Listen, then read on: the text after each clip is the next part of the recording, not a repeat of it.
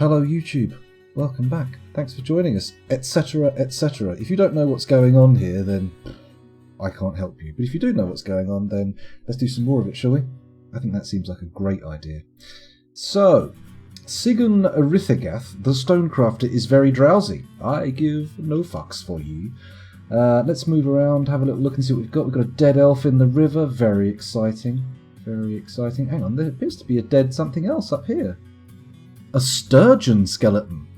Oh, interesting. Big fish, isn't it, the sturgeon? Or is it just a mispronounced medical practitioner? What do you do for a living? I'm a sturgeon. Just to be clear, I am not a surgeon and cannot give a medical advice without probable legal consequences, so I won't. Okay, it appears we've got some more sheep. Didn't I only put a couple of sheep up here? So we've had some breeding going on, and it looks like the lambs in the corridor here have matured.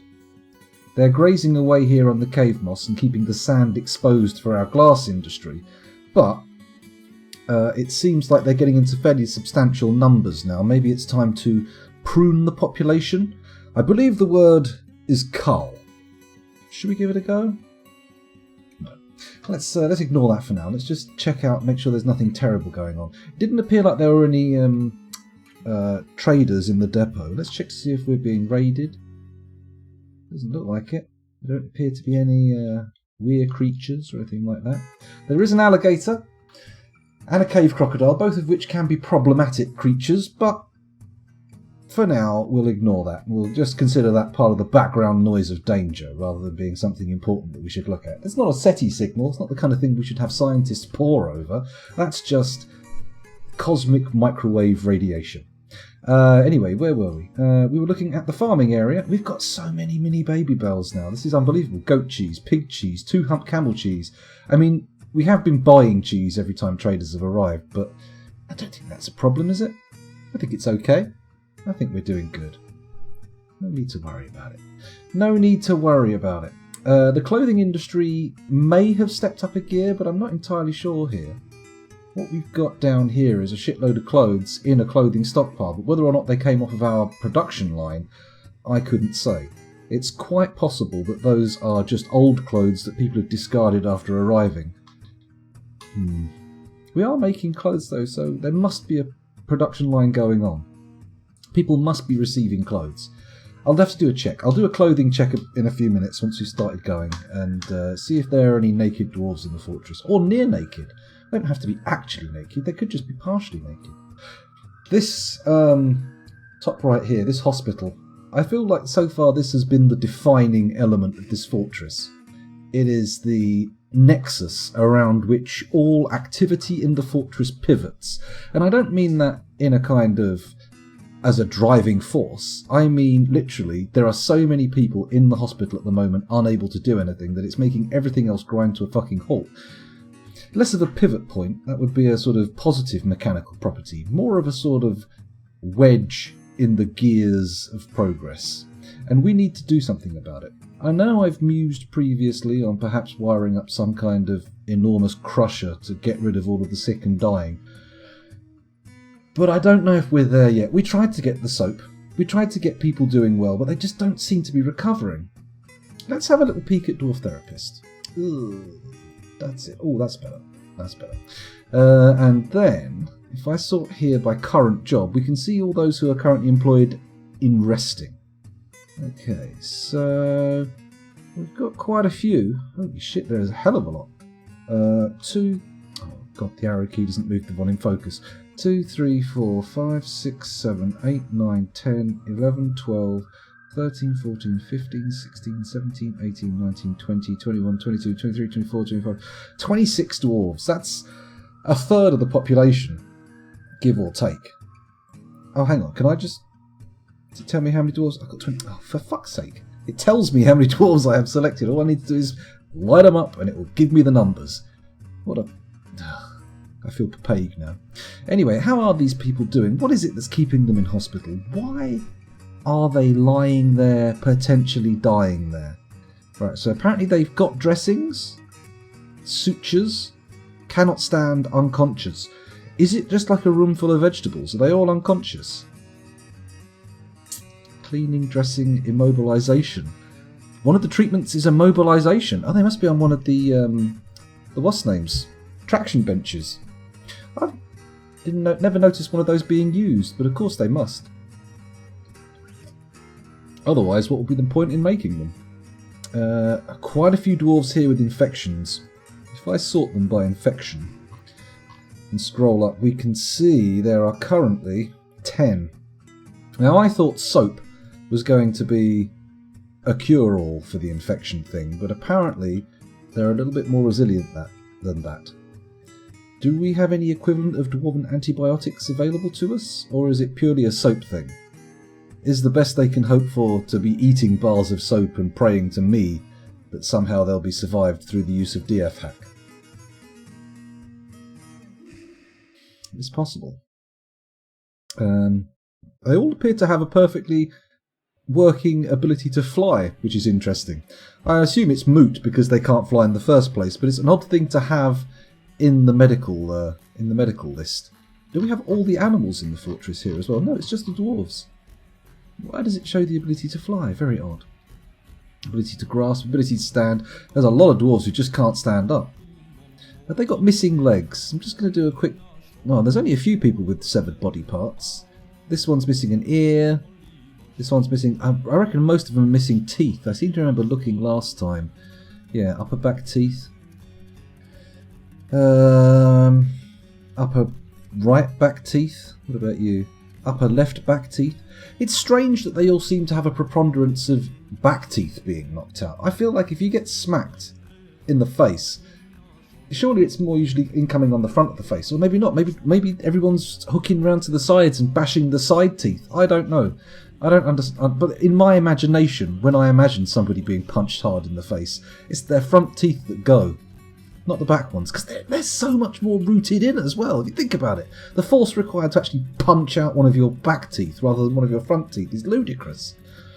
I lost my first teeth as a child by running upstairs for the potty at the age of about, I don't know, 4 or 5, maybe 6, and I slipped on the first step. I know I've told this anecdote before, and there's a few people already wincing, going, stop with the injury stories, but I slipped on the first step, and at my height, the third step was right in line with my top teeth, and they all just folded in when I landed.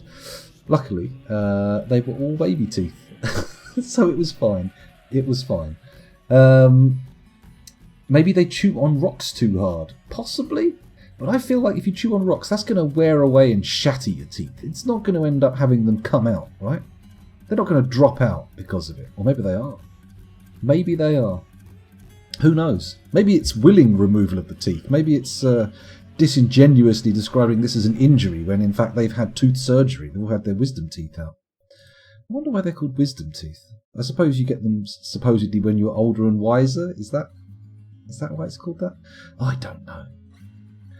So, what's this? What's this? Lacerations. Left hand, first finger, left hand. So we've got a lot of people highly lacerated as well. This person can't stand up either. Why? Why? Because of their... Oh, infection. Infection. I see. So there's some of these people have had dressings.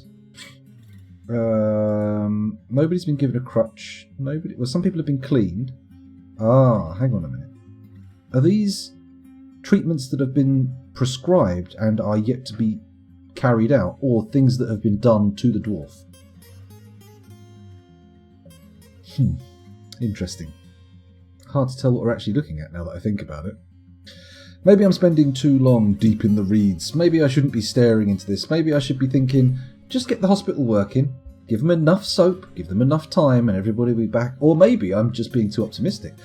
Potentially, these people are all completely they've got a one-way slide down into death. I don't know.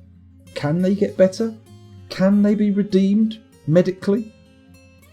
It's difficult to say. By the way, hello Butternut Squash. Welcome back. Thanks for joining us. Sorry. It's been very quiet out there. Is everybody all right? Has everyone spilt drinks on their keyboards and can't type? Or maybe the universe has righted itself and set things back the way they should be and nobody's watching. Potentially. Could be the case. Anyway, we'll come back to the hospital. I want to look down here at the fact that we don't have any silver hammers. Now, I think that by setting the stockpiles that unfortunately had the silver hammers in bins, to saleable and selling and or melting all of them, I think we've ended up with an end of the bottleneck, and they'll start producing silver hammers again, and they'll end up going into this stockpile. That's the hope. That's the dream. That's the desire.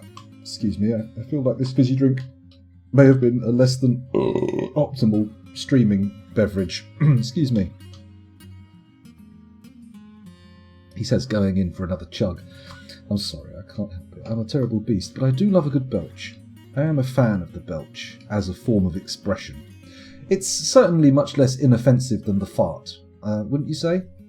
It has a lot less presence and intensity. Audio-wise, it can have as much, if not more, intensity than a pretty big guff, but it doesn't have the sustained presence in the room. It doesn't hang around, unless you're in some kind of echo chamber or something. Maybe you're standing in the middle of a cathedral and you burp, then perhaps it may have quite an impact and hang around for a little longer than expected, but not as much as a fart. Then again, in a large space like a cathedral, a fart might have plenty of room to dissipate.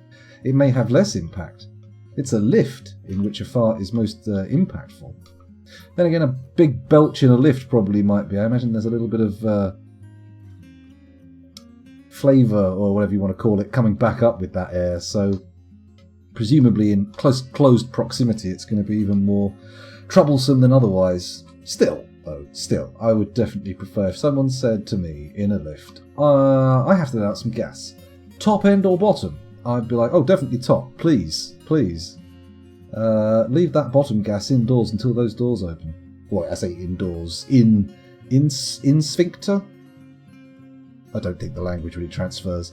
Down here we have an excellent stone production area, although my craft stores still don't seem to be producing nest boxes, which I feel quite aggrieved about. I did ask them to make those some time ago, and I've got no understanding as to why they haven't been done. Other things have been done. Memorial slabs have been crafted without issue. Oh, maybe I've got no stone crafters. It's possible. Should we go over to Dwarf Therapist again? The audience groan. No more Dwarf Therapist, please. These numbers are tedious and boring. Just unpause the game. We've been playing for 12 minutes. I'll get round to it, don't worry. It'll happen. It will happen. Okay, so I need to find out if we've got stone crafters. Now, interesting. Okay, we do have a legendary stone crafter, but he is currently stark raving mad. And unfortunately, as I understand it, that is a permanent condition. Nobody stops being stark raving mad. Okay. I'm presuming that's him here, right? Oh, you can't see him. He's behind the camera or behind the thing. But yeah, it is. He's standing in one of the refuse piles, just going, or whatever it is the stark raving mad do. Perhaps he's talking to lumps of bone? What's in that stockpile? Hoof and horn. He's feeling horny. Oh god, that's terrible.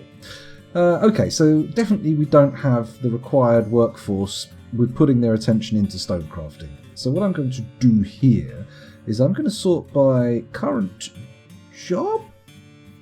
No, maybe I should look at these people who are already sorted because they have at least dabbled. They've done a little bit of stone crafting. Now, who's this fella? This guy is a siege engineer and a woodcrafter. Let's put stone crafting on there.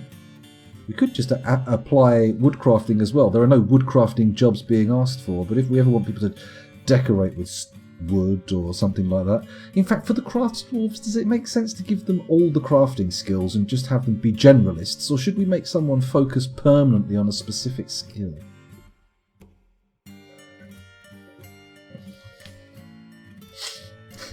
He said to himself, probably. Let's keep looking. Is anyone else here able to take on the mantle of stonecrafting? Because we have 4 workshops and 0 people doing anything in them. Oh, this is a cheesemaker. Is he our only cheesemaker? Oh, hang on. He's our solo fromagist. Maybe we could just say the next guy can also be a cheesemaker? How hard can cheesemaking be, right? I mean, you get the milk. You do something to the milk and put the something from the milk somewhere. Time passes. Cheese. I mean, that's essentially what it is, right? Essentially. Maybe, I mean, obviously, even if this guy's still stonecrafting, the guys who are supposed to be making the cheese in his stead can always come and ask him questions, right? They can come down to the workshop and say, oh, what was your name? Odom. Odom, what am I supposed to do with this curd stuff? Is it the whey that I pack together into lumps and make into cheese, or is it the curds? And then Odom would be like, oh, for fuck's sake, we've got tons of cheese, just leave it. And, you know, I wouldn't blame him. I wouldn't blame him. He's probably sick to death of cheese. We've got so much in this fortress. I bet everybody in the fortress is, like, just basically got cream in their veins. Cream? I don't think that makes sense. I don't think you could extract cream from cheese if you wanted to. Then again, there is cream cheese. It's not cheese cream. It's cream cheese. It's cheese that is like cream. It's in no way cream that has been extracted from cheese. This isn't relevant. This is completely irrelevant. What am I doing here? Why am I mean, there must be occasionally people must walk in on this channel. And they'll see me sitting here and they'll go, let's give him a chance. Let's have a listen. And then I'll say something which is pretty par for the course here. And they'll be like, oh, I don't think this is for me. I honestly think I should probably leave right now. I better not say anything, just in case. Just in case. Good luck. I mean, good luck. It's entirely your prerogative. Prerogative? Prerogative. Anyway, regardless, we've now got 3 brand new stonecrafters. I mean, they've been here for a while, but they're now new to stonecrafting. So let's see if they actually do anything. Let's see if they actually do anything. Ooh, Christ, wrong button. Which would be nice, you know? We'd like them to do something. It's more than I'm doing. Let's unpause and allow the game to progress. See, there's that start raving mad guy. Walking amongst the crafting materials, sitting there, as he's currently going through the ram hoof pile. We should decorate stuff with horn and hoof, really, because we've got no other use for it, and it's just going to back up. Oh, hello. Hello, Ice Frost King. Welcome to the stream. Thanks for joining us. This may be a little bit outside of your wheelhouse here. About to sleep. Wait, I mean, I will never punish you for going to sleep while I'm streaming. I mean, especially if you leave it on in the background. Hooray! No, but if you have to go, I'll never be upset with that. How could I be? It would be unfeasibly unrealistic of me to assume that everybody would want to watch all the time. Also, aren't you a Red Deadman? Aren't you a cowboy boy? Isn't that your kind of field, your wheelhouse? Whereas this, Dwarf Fortress, far be it from me to say that it isn't your kind of thing. But it doesn't feel like there's much in the way of crossover between the circles on that particular Venn diagram, right? Then again, one of those circles is fucking massive, and the other circle is kinda... it's focused. It's an elite circle. Dwarf Fortress is only for those who, you know, are that kind of person. A Dwarf Fortress is a state of mind, whereas Red Dead is very popular, lots of people. In fact, it is entirely possible that the Dwarf Fortress circle of the Venn diagram exists entirely within the borders of the Red Dead Redemption Venn diagram bubble, right? Again, irrelevant. What am I talking about? Well, that's fine. You hang around for as long as you like, and if you want to watch this afterwards, then feel free. Feel free. But the cowboy stuff usually happens during the UK daytime, whereas it's Dwarf Fortress nights. That's what we do at night. Dwarf Fortress. Oh, excuse me, I'm just having a little scratch on my leg. Please don't misinterpret these rhythmic motions. Oh, that feels better. Okay, so I've set some dwarves to do crafting, but yet still nobody has turned up to do any of it. Nobody's come to create these nest boxes that we've been begging for. Maybe I should send the metal crafters to do it, because Lord knows, Ice King would like Frosty. It will be done, trust me. Hello, Kerocat. Hi, I found you through Salford Cell. What is up, everyone? Well, currently it's very quiet in chat, so it could be just us chatting, because Ice Frost King is going to go. I think everyone's been quite quiet tonight, but the fortress is in a state of, I don't want to say chaos. It's not that bad. It's chugging along, but there are issues. There are things going on in this fortress that I'm not keen with. We've got a very problematic health system, a lot of people very ill, not able to do anything, and I'm not sure whether to kill or cure, and if even a cure is possible. We've also got a military that is under-equipped and basically untrained. And, I mean, you know, I could go on. I could just list all the problems with the Dwarf Fortress fort that I'm currently playing, but you've heard it all before. You know what's going on. Just ask questions. Feel free. Feel free. Right, so where was I? Right, we set some more people to be doing crafting, so let's see if we can kick them into action by setting some more stone crafting jobs. So I'm going to say, please craft from rock. Not mugs, we've got glass goblets being made. What is a good rock material thing to make? Hives? Should we dabble with hives, or should we not bother with hives? The whole war bees not being feasible thing really put a sour taste in my mind about the old buzzy boys, but we'll see. We'll see. Those problems seems like the problems of any third world country. Hello. Welcome back. Thanks for joining us again. Kiyohime. I got it right this time, presumably, I think.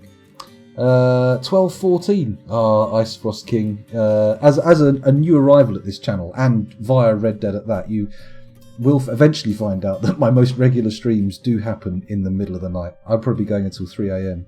Mind you, I'm in the UK, so if it's 1214 there, you're what? France, Germany, Belgium, something like that? Maybe the Netherlands, possibly? I don't really know. And can you set up something that says you're live on Discord so I can check you out? I should have sent a message in Discord. Do you mean like an actual notification that ats people? Oh my goodness, I can't do that. They'll hound me out of town. They'll mute the channel, which they're supposed to do anyway, to be honest, because, you know, I do. I mute nearly all the Discords I'm in, apart from my own. Egypt. Oh, it's you and oh god, how am I blanking on fucking Righteous Boner? There we go. You and Righteous Boner both. Interesting. Wow. I thought I was unusually popular in Finland, but apparently I'm unusually popular in Egypt as well. Nice. Wonder if we can, like, if it's only like a cluster of alphabetically arranged countries that will like my content, because E and F both together, you see. Oh, hang on a minute. No, this falls apart very quickly. Even under the most casual of observation, this whole idea is a house of cards in a hurricane. Ignore me. Well, not totally, obviously, but ignore the madness, the rambling, the babble. This. Anyway, let's have a look. Shall we make some bookcases and start thinking about setting up a library? Because we have purchased some books. It's not like we've got enough people to set someone aside as a librarian, but it does make sense to try and get some of those books out of the trading zone and smacked up in bookcases, right? Camels say hi, okay. Well, fair enough. Hello to the camels. Yeah, let's make excuse me. Let's make some bookcases. I'm going to say keep me in stock with the standard 5 to 10 bookcases, and that should do. Bookcases of rock. There we go. Lovely. We should put in a stockpile for those as well. I'm almost certain that bookcases are furniture. Put it over here. Donk, donk, donk, donk, donk, donk, donk. There we go. Click on it. We can say S to specify. That's how I'm thinking of it. That's how I'm remembering the words. F to forbid. And then we come down here and find bookcases. Where are you, bookcases? Reveal yourselves. Did I go past them? Did I miss them? Is it an other large tool? Is that how it's considered? Floodgates, hatch covers, grates, doors, catapult parts, ballista parts, mechanisms, beds, traction benches, windows, thrones, tables, coffins, statues, slabs, querns, millstones, armour stands, weapon racks, cabinets, anvils, buckets, bins, boxes and bags, siege ammo barrels, ballista arrowheads, pipe sections, large pots and food storage, minecarts, wheelbarrows, other large tools and sandbags. Maybe they're a finished good? Was that Dwarf Therapist you were using earlier? Yes, it was indeed. I do like a bit of Dwarf Therapist. I don't play without it, to be honest. It's my particular tool for getting into the minds of dwarves. I know that some of the stuff is available in vanilla Dwarf Fortress, but it just arranges things in an easier way to work out on. Nearly. Dwarf Therapist, yeah, I have to be in Dwarf Therapist for that command to work, but nearly. Also, I'm gonna have to go into my request queue and reject that request. You can't get rid of points that easily. They're designed to weigh you down, hold you in place, and prevent escape from the channel.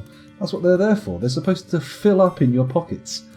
Well, the points aren't supposed to fill up. Your pockets are supposed to fill up with the points. There you go. Where was I? I was checking to see if Finished Goods has bookcases, wasn't I? So enable. Let's forbid them all. Come down here, see if we can spot bookcases. We can't. I can spot codices, but not the shelves on which they are kept.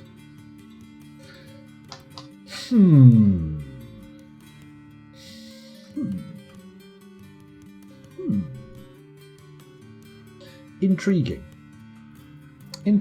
I am going to have to just sort of assume, which is probably the bad way to do it, that they're going to be large tools. Other large tools. So we're going to go over here, say other large tools, enable that, and then I think what we need to do is leave it just as stone and forbid metals and other materials. Yes? Yes. And hope that they end up putting bookcases in there. That is my dream. That is my hope. That is my desire. Ooh, delicious. Right, let's take a look downstairs at the dining hall.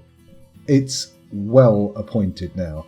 Full of tables and chairs. Well, full is a strong word. It's got tables and chairs in it. Probably enough to host a fairly dramatically sized party, but not enough for the full 75 dwarves. So, let's just check how many we've got. Crackers. 2, 3, 4, 5, 6, 7, 8, 9, 10, 11, 12, 13, 14, 15, 16, 17, 18, 19, 20, 21, 22. So, we've got 44 places. So if we do another row of those, that's enough for everybody in the fortress, plus a few guests. So maybe we do that. Just bang in another row of tables and chairs. We could convert it into a tavern, but if I do that, is there any way of making it purely an internal tavern? Am I allowed to turn away visitors? Or is that not how taverns work? Because does that defeat the object of the tavern? Let's not make any drastic changes. I'm just going to put in another row of tables and chairs as best I can. And we'll do it near the back of the room, just to leave space in the middle in case we do want to install a dance floor. Build, there we go. T, there we go. And then we go into planning mode. And then where do we want to start? If I just line this up. Yep, that's right. Leave 1, 2, 3. There we go. And then we're on the chair. And there's the table. Bang. We'll just do a row of tables down like this. Furniture placement. It's the least exciting piece of Dwarf Fortress to watch. Just in case you were wondering. Just in case you were trying to decide whether this was some kind of peak, some kind of trough, or perhaps maybe a nadir. That's the low one, isn't it? That's the bad one. What's it otherwise? What's the opposite of a nadir? A pinnacle. That's the one. Is it the pinnacle of the stream or the nadir? Could be something in the middle, couldn't it? Although I feel like if there is a nadir, a depths to which we could drop, it's like a silent, nothing but furniture placement stream, right? I suppose we could spend ages looking at a menu. That's also a thing that could be bad. That's also a thing. Oh, someone said something. I'm trying to set up my phone to send me notice. I think... I don't know how it's done.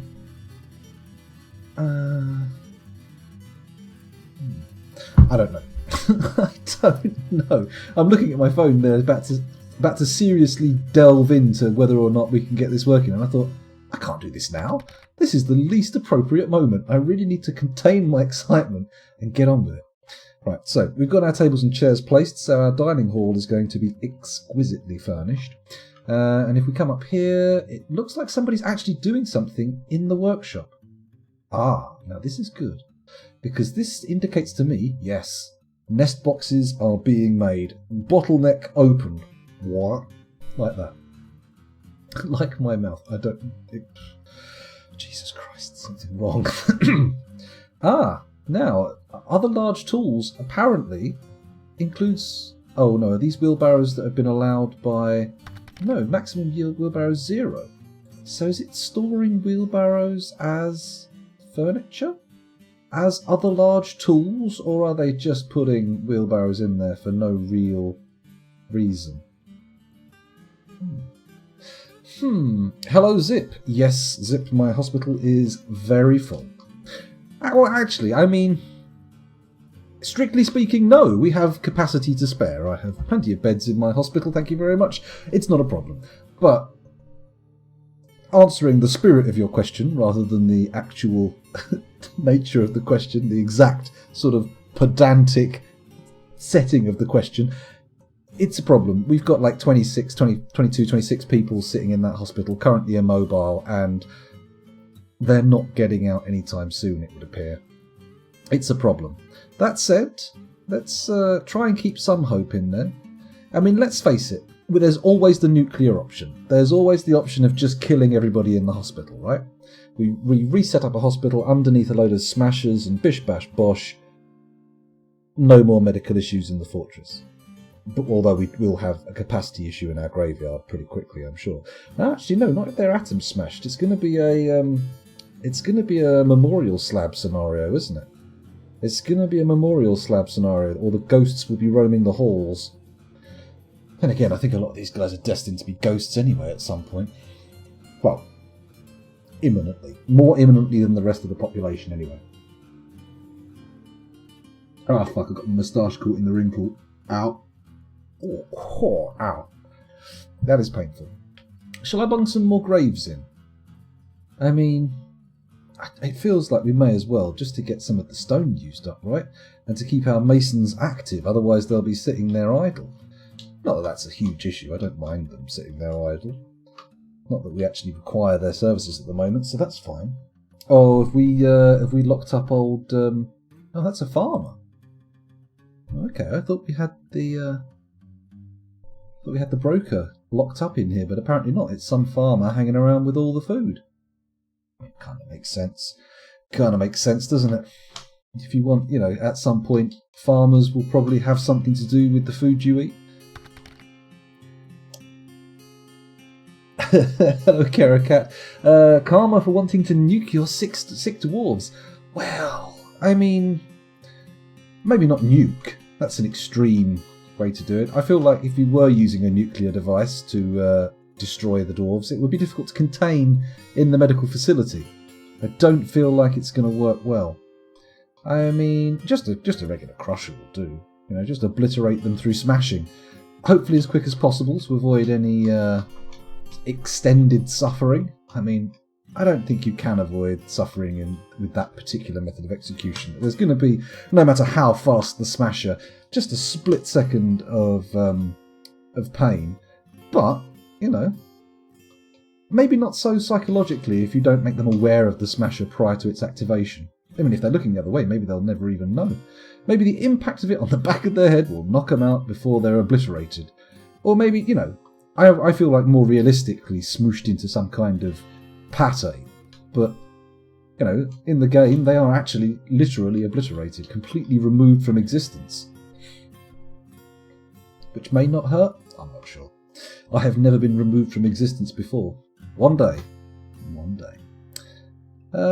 So, this farming area is giving me not too many problems, but there is a lot of non-activity, a lot of inactivity in our clothes production area.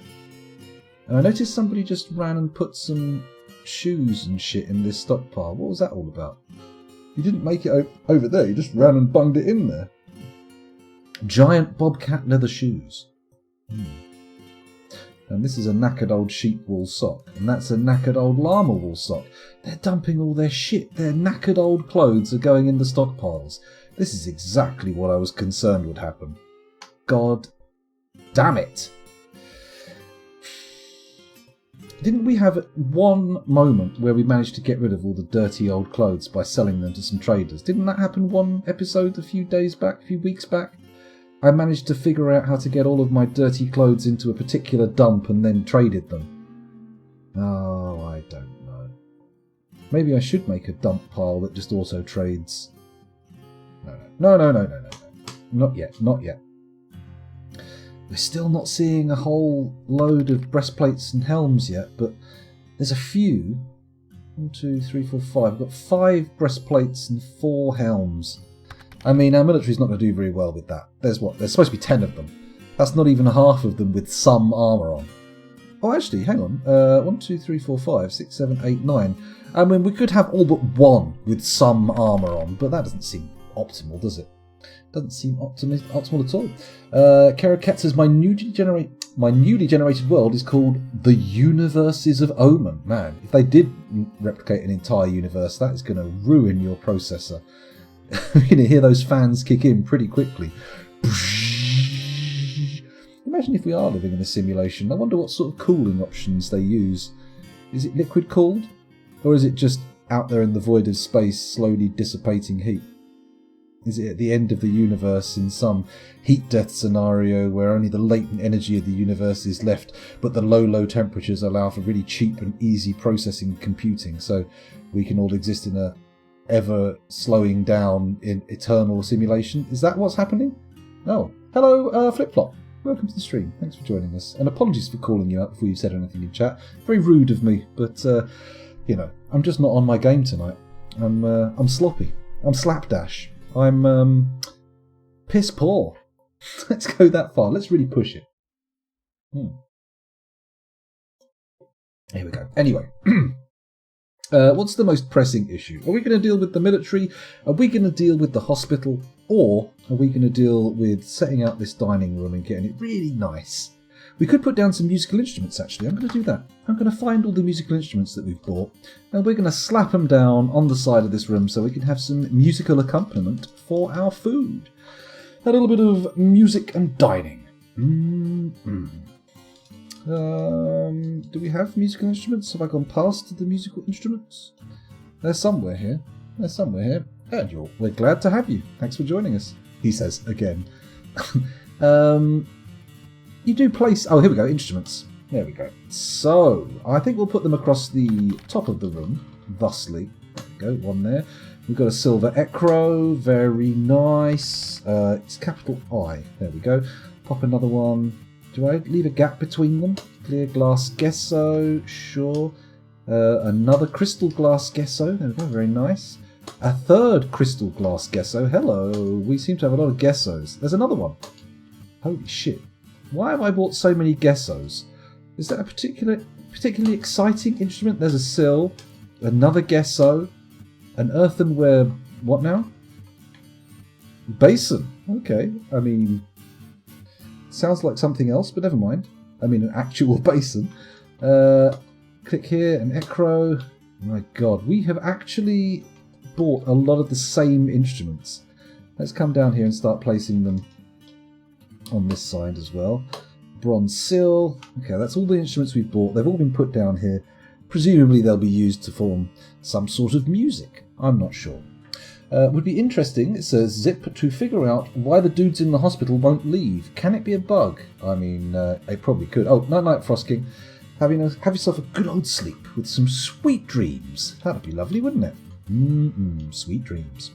Anyway, I'm not sure. I thought at first that it was the lack of soap that we had in the fortress, but I have been slaughtering the old rams and turning their fat into soap for a little while now, and I would have thought that would have caused, well, a bit more healing, but it hasn't. It hasn't. Let's see if we can find... Have we got any more tallow? There, alpaca tallow. We've got 13 there. If I do a search, T-A-O-O-O-W... Yeah, alpaca and sheep tallow, and between them we've got 93. Are they actually doing it though? Are they actually making soap with the tallow? Let's click here. Oh, that's a rhyolite cavern floor. So we told them to make ash. Fine, they are making ash. We told them to make lye, but that is currently suspended. However, if I just check here, Alt A, there we go. No. What? Alt W? That's the one. We're keeping 2 to 5 in stock. They currently don't have any though. Oh, interesting. Lye is made from ash, yes? And then make soap from tallow using the lye from the ashery. From the, you know, blah blah blah. What's going wrong here? What's going wrong here? Oh, you placed the instruments. I thought they were just put in a container, but I've never seen them be used. to be honest, I think small instruments do go in a container, but large instruments have to be placed to be used. So every time you buy one of those like 450 pipe organs, that has to go somewhere. But the ones that you just hold in the hand, like a little block that you go with, they have to be put in something. Sorry. Okay, so the pipeline for soap exists, but we don't seem to be getting any in stock. Oh, I could check the actual stocks of the hospital, couldn't I? See if that's got any issues. Shift H. So we've got 21 beds, 11 tables, 0 traction benches. Oh. But we've got traction benches in stockpiles. Why have we not got any traction benches here? Interesting. Oh, no powder for casts. I could have sworn we had some gypsum plaster knocking around. Did I heard organ pipes or organ guns? And I know what you heard, but I intended to say organ pipes. No, I intended to say pipe organs, but I said organ pipes, not organ guns. An organ gun is dwarven artillery, and good at that. It's a good piece of dwarven artillery. Or at least it is in Warhammer Total War. I don't know how good it is in the tabletop game these days, because I haven't actually played any tabletop Warhammer for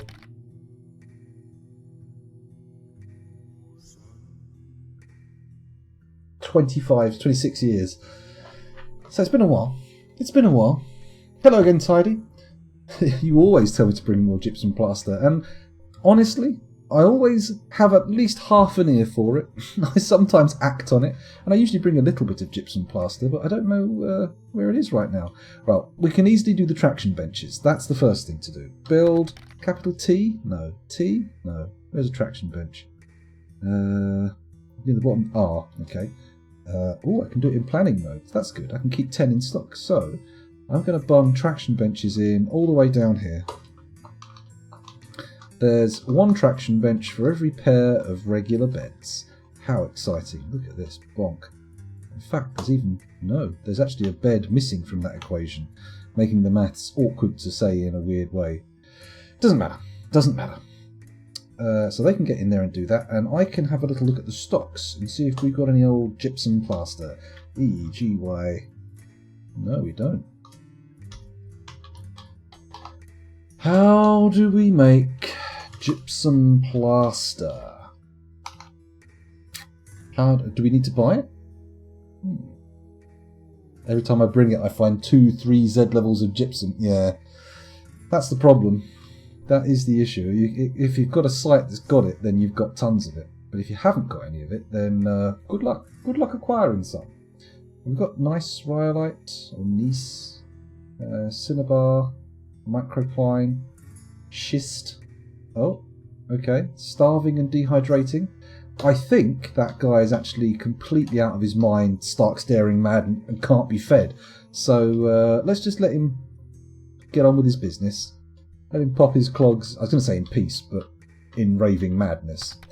Which room was going to be the special nest box room? It's this one, isn't it? So, bearing that in mind, if I make a zone in there, a lovely zone for the keeping of all of our birds. There we go. Zoney. Make it a pasture, set the information, and I want...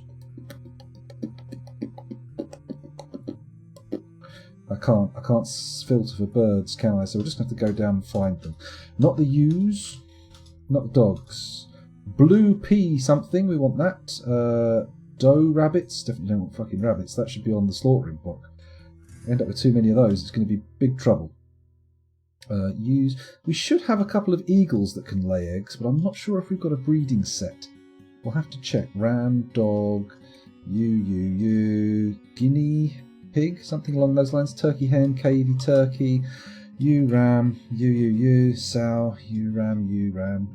I read that the wrong way around. You get what I meant. Giant cougar, bobcat, giant dingo, grizzly bear. These are all exciting options for training. But, kestrel. There we go. Kestrel in there. Hopefully not a can of kestrel, like 9, 10, 11% lager. Oh, God. Potent stuff. Unpleasant to drink. Giant jaguar. More sheep and things. A Tiercel peregrine. There's our eagle. Excuse me, burping away. Kitten and lamb, bunny, cavy pup, ostriches. Oh yeah, I bought some ostriches for some reason. Because I want giant eggs. That's the only reason. And imagine the drumsticks. Oh my god. Giant jaguar, nah. Gosling, sure. Kitten, another eagle, lovely. And that appears to be the lot of them. Good. Okay. And now we've done that, we can say build nest boxes and start placing them. Oh my god, we've actually got nest boxes. Amazing. So one there. Bonk. And then another one. Oh, fart knockers. Where's my cursor then? Oh, we've only got one nest box. Fair enough. Fair enough.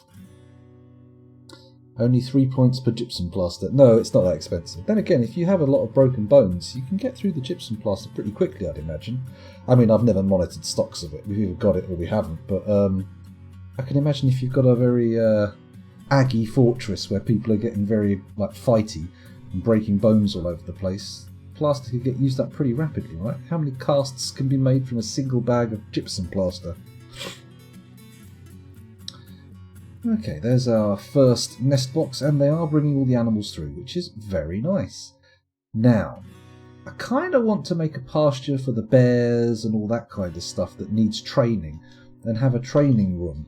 But do I make that a sort of adjunct? Is that the word to my barracks? So I could pop it down here and have a little room, especially for training, with all the bears and all that kind of carry-on. Jaguars, cougars and pumas. The face-ripping room. The room where everyone's faces get ripped off. And then when we've trained them all for war, then we can assign them to our soldiers to work together, right? And thusly form a more effective fighting unit? Question mark. Is that how it works? Or have I made some bold but incorrect assumptions? Man. If it turns out it's just gypsum plaster that's been the bottleneck, I'm going to be slightly annoyed. Because I was operating under the idea that we had some. And it turns out, no. Apparently not. I suppose we could do that prospecting thing, couldn't we? We could see if there is any gypsum about, and then otherwise think about how perhaps to get some shipped in or something. How's my quantum stockpiles doing? This seems like a good time to step in on those. It looks like we have a full stockpile of rhyolite that is yet to be dumped into the quantum stockpile. Do I want to do that now? Or do I not want to get rid of the idlers doing other stuff? Do I not want to override other important tasks? Maybe used up long ago, as you said, it might not have lasted long. That's true, we do have a lot of people in hospital, so I can imagine it taking a very short period of time to use all that stuff up. I don't think we've got any gypsum in stock now. I'll do a little I'll do a little stock check to find out. Why have we... Oh, someone's been taken by a fey mood. How delightful. However, first, stocks... Do we have... Don't even have any solid gypsum, do we? Can't even grind down. Okay. Where's our moody person? Here they are. Let's follow them and see what they get up to. Let's have a little cheeky peek at their activities. What are you going to claim? Oh, they're going for a metal workshop by the looks of things. Or glass. They could potentially be going for a glassmaker's workshop. They are. Hello. Oh no, that's a... Wait, that's a kiln. No, it's a glass furnace. Okay. They want cut gems, tanned hides, and cut gems. And rock. Raw green glass. Okay, that'll be the bottleneck. We don't have any raw green glass. So without delay, let us go to green glass, raw green glass, and we'll order up a few of them. Just to make sure we have some on hand for further moods. You don't want to have a guy not be able to fulfill his mood. That's an issue. They start going a bit crazy. They start bumping their fists against other dwarves in an aggressive manner that leaves nobody satisfied and everybody angry. Should I start organising out all the bars of metal? I don't really think it's necessary. It might be interesting to break out some of the more interesting materials, say,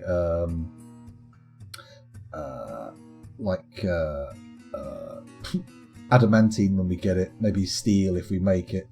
but otherwise not really. Ah, good, good. So they've got their first piece of raw green glass, but it turns out they want more. They're not satisfied. This person's gone in, they've made a bit of raw green glass, in it goes, and off they go to get tan hides, rocks, and all sorts of other bobbins.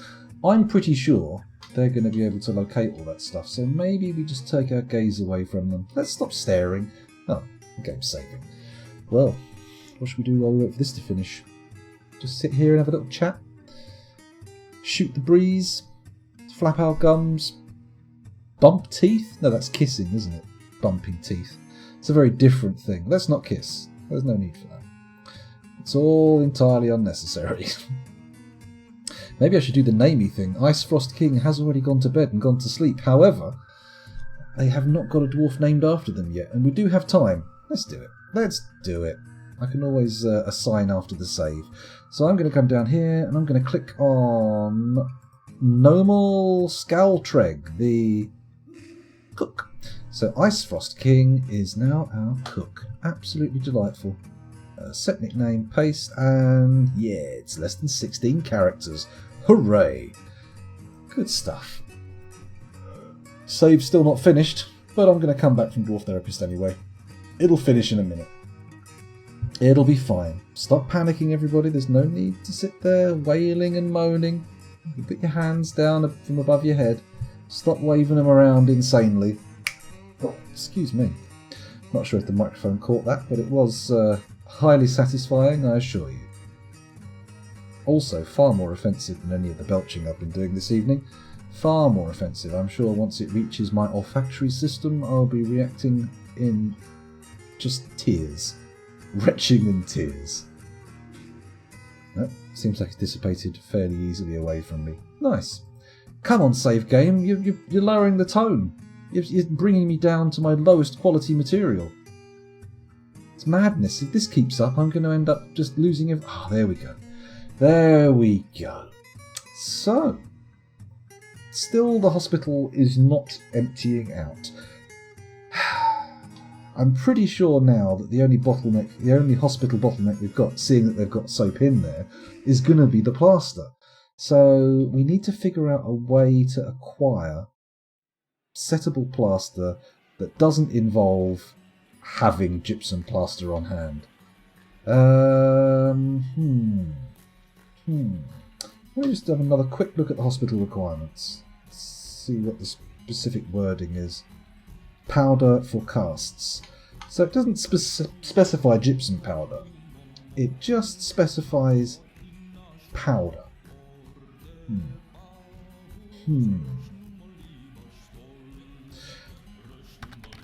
I'm assuming I need to make some kind of quern or grindstone. Didn't I have traders in the depot? No, that's just a guy from my fortress hanging around. Yeah, look, there are no merchants trading. The depot's just full of shit, that's all. There's no room for all the food we've got in that fortress, so it's all sort of building up in the trade depot because I keep buying all their food. Maybe I should think about relocating some of the food production and storage down next to the dining hall. Not the farms, but certainly things like cheese storage and other stuff? Question mark? And the kitchens and all that jazz? That seems more sensible, right? How many barrels are here? Oh no, someone smashed up our still. Good job I noticed that. Wait, what was that? Question mark? Build. Workshop. Still. There we go. Whew. Panic. There we go. Get our still being rebuilt. That's good. Although now that I'm thinking about it, yes, I think we will start looking downstairs to move the food production closer to the food consumption, right?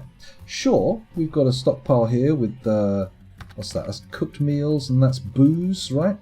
But it's certainly not big enough. It's certainly not. Splints is an alternative to gypsum plaster. Oh, okay. I think we've got splints. Let's take a little look at the stocks and find out. E-S-P-L-I-N.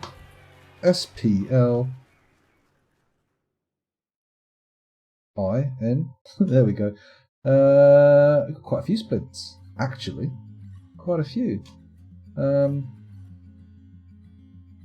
So maybe we don't need the gypsum plaster. Maybe we can do okay. So that's not what's holding people back. Is it the infection? How do we fight the infection, though? That's the question. We'll find out. But what was I looking at just a second ago? Shit. Oh, the dining hall. That's it. We're going to start rationalising the food system. So, with that in mind, let's start digging. Let's get our miners on the dig. Now, I feel like if we make it a too thick wall on there, that'll be fine. Dig across here, lovely, and furthermore jubbly. And then off this corridor here, I am going to dig a big storeroom, like this, right? And in that storeroom, we're going to keep all the ingredients. And then over on the other side, over here, I'm going to make some kitchens that will use these ingredients. I know, it sounds mad, but trust me, it might work. There's a good chance it will work. And then perhaps we'll connect that up to here. No, just use the corridor, it'll be fine, like that. And then they can build all their... let's get the priorities right first. I'll do a priority 2 for the corridor. Yeah, once they can bring all the food straight through, it'll be great. They can just use the corridor. It'll be fine. It will be absolutely bloody fine. Don't worry about it. Priority 3. Up here. Over here. There we go. And then we'll leave that at 4, and that should get them doing it in the right order. Or at least that's my hope. That is my sincere hope. Priority 4 again, because I just realised, why is this room sitting here with an enormous open area? Just do that. There we go. Oh, careful, careful. There we go. Lovely. Anyone coming down to do those dig orders, or are my miners now all unable to react? Something going on here? Question mark? No, someone's picked up one of the jobs. It's starting. It's starting. No need to worry. It'll get done sooner rather than later. Hello, Architect. Welcome back. Thanks for joining us.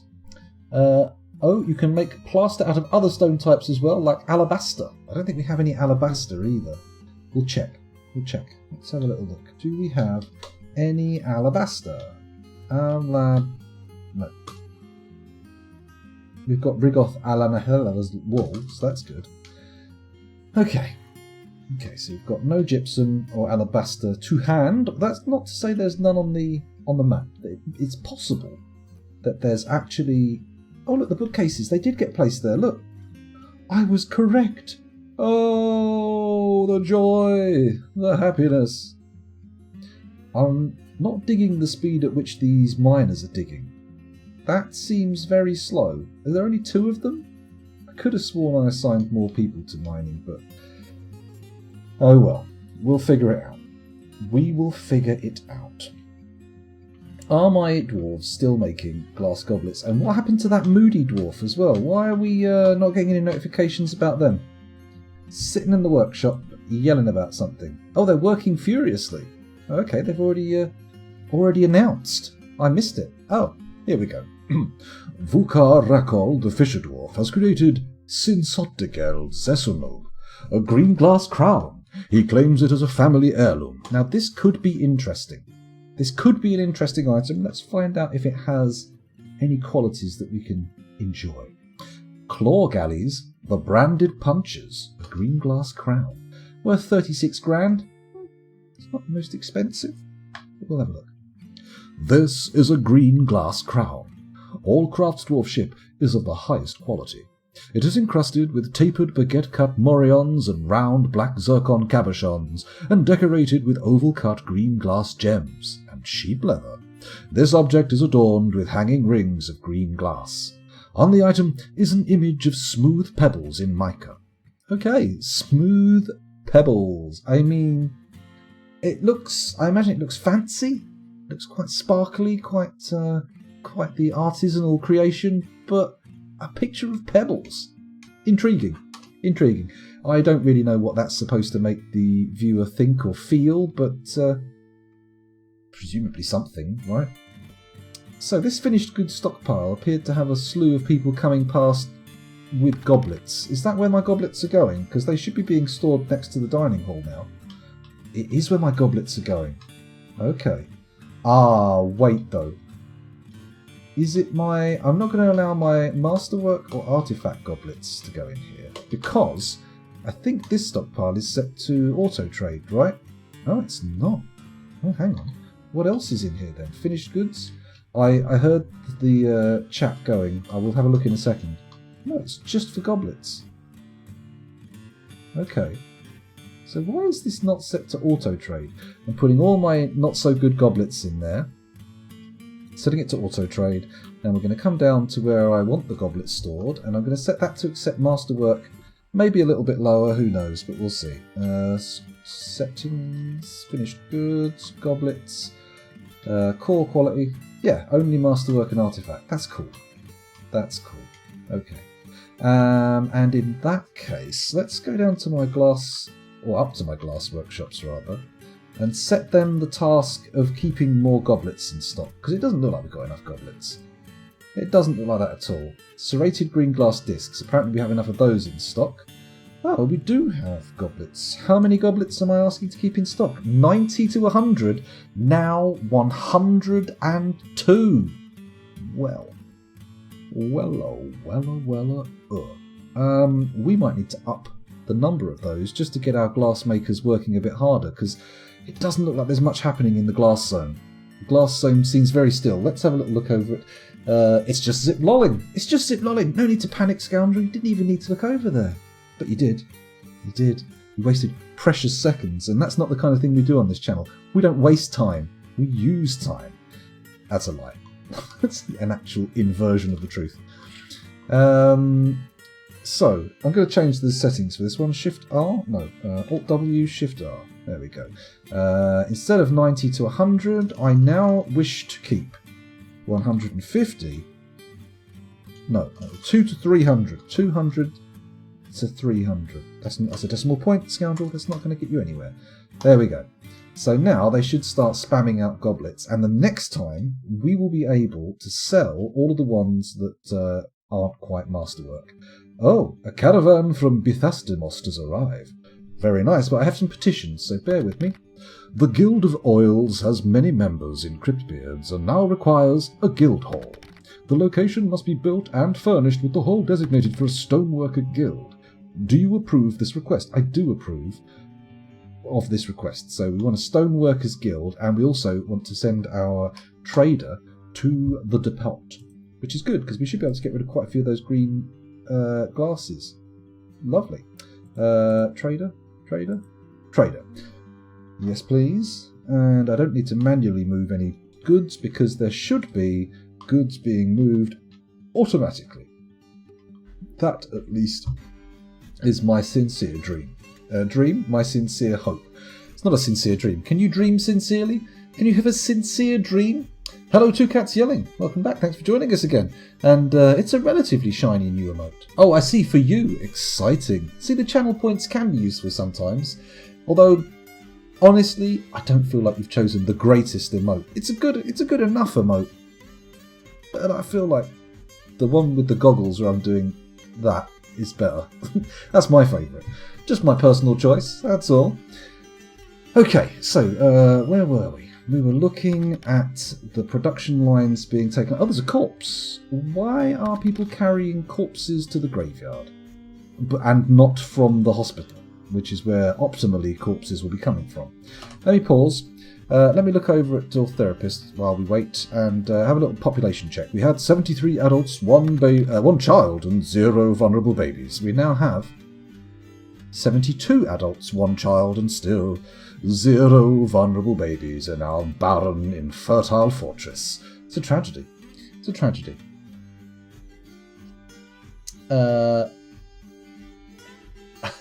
Oh no does seem good. Oh no does have it's a resonant emote. If not the most beautifully made emote, it is a resonant emote on this channel for sure. Oh no is very much a popular sentiment. Very much. Okay, are they moving my spiky balls? Move my spiky balls, dwarves. Move my spiky balls now. Am I still making spiky balls? Am I keeping them in stock? Native gold ore. Let's come down to the thingy. Forge spiked copper ball. There we go. Alt W. 150. You've got 157. Okay. I had no idea. I also asked for green glass balls, didn't I? And the serrated discs. Should I send the serrated discs up? Too late. They're already designated. Let's just monitor the trading depot and see what happens. Make sure nobody causes a ruckus or sends anybody going. Look, they're still dropping stuff off. They've still got little wagons and beasts of burden coming. Katan Artob Tekud, I am your liaison from the mountain homes. Let's discuss your situation. No, let's not. Let's just... Oh, wait. Actually, gypsum plaster. I wouldn't mind if you brought me some gypsum plaster. Can I search? I cannot. Okay. Where would it be? Headwear, handwear, definitely not. Pets, drinks, powders. Gypsum plaster. Da da da da. Bring me as much gypsum plaster as you can fit on your wagons, mountain home. There we go. Thank you. Let's have a look at chat. Ruckus. I love that word. It's a good one. It's like a fracas or a brouhaha. One of those little conflict words. Lovely conflict words. Much nicer than conflict diamonds or conflict coltan in our mobile phones, implicating us all in the dark side of global capitals. Oh no. Oh no. Anyway, they're still unloading. Look, they haven't even got all their yaks in. That's nice. Get all your beasts of burden in, lads. Get them in. And then we'll trade, provided all of our gear's been brought up. And it doesn't look like it has. Look, they're still bringing bins up. Maybe the sheep in the corridor are not optimally placed. They may be causing difficulties bringing things up. Huh? Oh, Chunky Nut. Thank you very much. I do apologise. I didn't even realise I'd left it on Dwarf Therapist. Heavens above. Well, what a fool. And thank you for joining us. Where were we? Right, we're waiting for these guys to get all the gear in. That's good. Some of them appear to be bringing individual mugs. Or they're just walking around having a drink as they go, which is entirely possible as well. Maybe we should make everyone water skins and flasks. That might be good, right? Wine skins? I'll tell you what, having been to a live roleplay event of sufficient size to be selling wine and wine skins, I can tell you, drinking wine from a wine skin is actually a pleasant experience. I rate it. Recommended. Highly recommended. Fruit wine. Plum. Go for plum. I like plum wine. That's right. That's an interesting way to debut.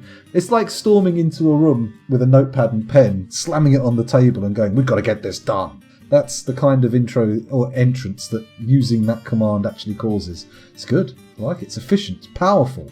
It's starting as you mean to go on.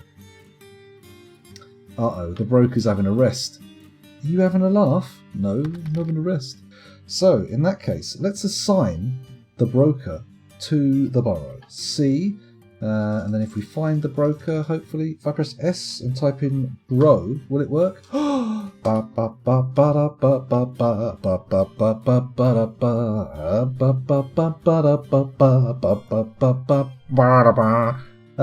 know why I had a trombone at the end there. Weird instrument to choose, but whatever. Whatever. Come on. Why you got to be so picky? Just let something slide every now and again. Come on. Oh, strawberry wine was okay, but I'm more about the plum or the elderberry, or what was the other one that I liked? Peach. Oh, peach wine, apricot wine. Oh God! Now there's a way to get drunk. There's sitting in a nice cold field wearing a cloak. I feel that the cloak is a sadly undersung garment in the modern era. If no one's ever worn a warm cloak on a cold night, you just don't understand. It really is quite good. I wish they were acceptable attire around the modern age, but no. You go to a pub wearing a cloak, and at best you're going to receive mockery. At worst, you're going to get a face full of broken glass, possibly even other weapons, non-improvised. Some people may even be out there looking for people wearing cloaks because they're so fucking, I hate them so much.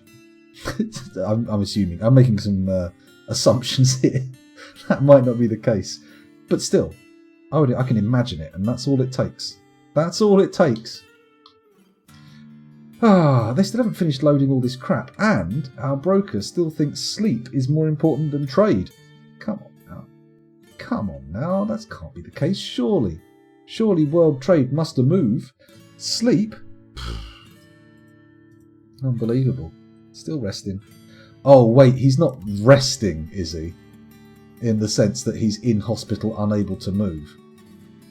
Oh, it's possible. It's possible. Let's pause the game and quickly cast the mouse cursor over our patients here. It's not Solon, that's Melville. Could be Melville of the Butterfly's brain fame. The Popatron's still in hospital. Jack Ryan's in hospital. Well, I mean, his life is a little bit hectic. Shizu, Ragnar Lodbrok. Okay, these guys are all visitors, I presume. They can't be in the beds. That's madness. Burr, the Shearer, Toulon, Della, and Seppo. Zlatan. There's 2 people in that fucking bed. Hello, Uruzrun. Welcome back. Don't think me a prude. That's I'm not upset with 2 people being in the bed because I oppose any kind of sexual activity. That's definitely not the case. I'm just upset that it's a hospital bed.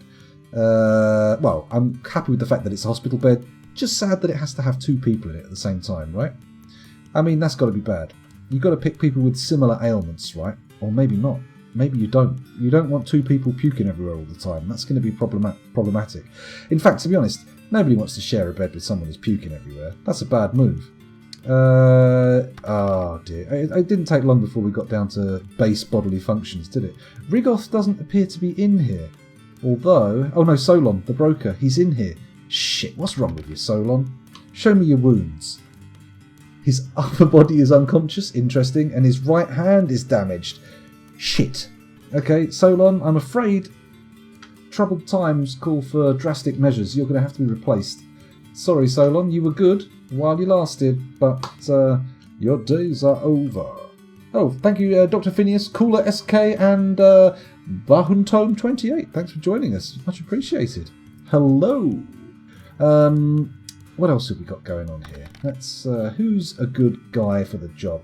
Now, we can't put Solon back in the role. He's incapacitated. Can't have the mayor. He'll be crushed under the weight of his duties. Atir the planter is a persuader, negotiator, judge of intent, and appraiser. Atir, you're in. Appraisal is a surprisingly rare skill. There you go. Bosh. Get up there. Do some trading for us. Show us your commercial acumen. Come on. Make us proud.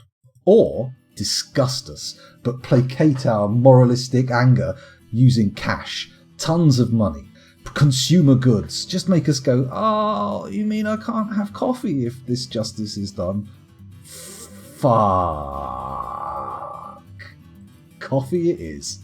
That kind of affair. Here we go, trade. Oh, lovely. Okay, so we definitely didn't want to sell this giant cave spider silk dress because it's knackered.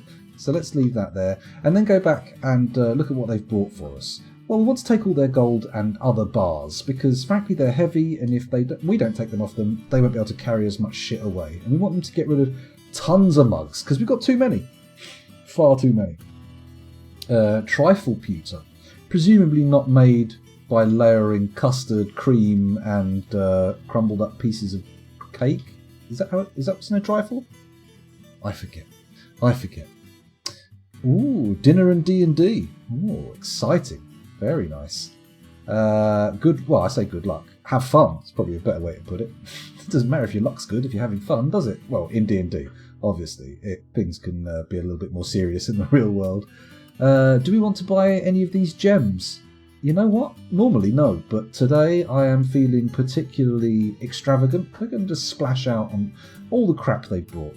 Knowing that we can't do anything to undo the block nature of these blocks and use, say, the gypsum one to make plaster or whatever, I'm going to ignore blocks. I'm not particularly interested in building up a huge stockpile of those because we can create them easily. Raw glass. Do we want that? You know what? Yeah, let's buy the glass because it's a pain in the arse to make it when it bottlenecks a mood, even though I should. Should we buy their clay? Damn right we're buying their clay. We're buying all the clay they have. Ropes? Do I need ropes? Doesn't matter. I'm going to splash out on ropes. Here we go. Oh, I nearly said splash out ropes. That's horrible imagery. Do we want water skins? Maybe I should start making water skins. Blocks are heavy too. There is that. There is that. Do I have a space for the storage of blocks though? Do I have somewhere to put them? It's not like they brought a ton though, is it? They've only brought some blocks. Let's do it. Let's buy all their blocks. Fuck it. Absolute consumer madness. I want them to walk away from here and go, good God, guys, get down there. Bring your trading wagons. They're buying everything. Take all the exotic stuff. Take all the stuff that never sells. Go to the off-license. Look at that dusty top shelf with the fucking absinthe and the weird international bottles of liquor. Liquor? Alcohol. Buy it, bring it here, and we'll sell it at a profit. That's what they're going to do. Sorry, I lost my way on that joke just for a little while. I went off in a weird little tangent and got lost in it. It's not good. We don't need that much rope. I'm going to buy some water skins. Fuck it, why not? Flasks. Oh, we've got some musical instruments. We have some musical instruments. Let's have a look at the Yetibone Rinmol. Yes, Yetibone Rinmol. A great album. This is a Yetibone Rinmol. The drum is made from Yetibone. The head is made from Beast of Leto leather. Oh, Beast of Leto, very Dune. Very Frank Herbert's Dune. The Rinmol is a small handheld percussion instrument. It consists of an hourglass bone drum with a leather head. The musician strikes the head. The instrument has a 1.5 octave range going from a high to a very high pitch. Tuning is accomplished by adjusting the tension of the head. The instrument has a sparse, dull timbre. So sparse and dull, high-pitched. So kind of like it's like a little hourglass drum. So we're holding it here, like a cup, perhaps. It's got a little drum head here, and it goes dunk, dunk, dunk, dunk. I don't know, that sounded too ceramic. It needs a little bit more flex on the sound, maybe. But it is sparse and dull. Maybe I could just hit this.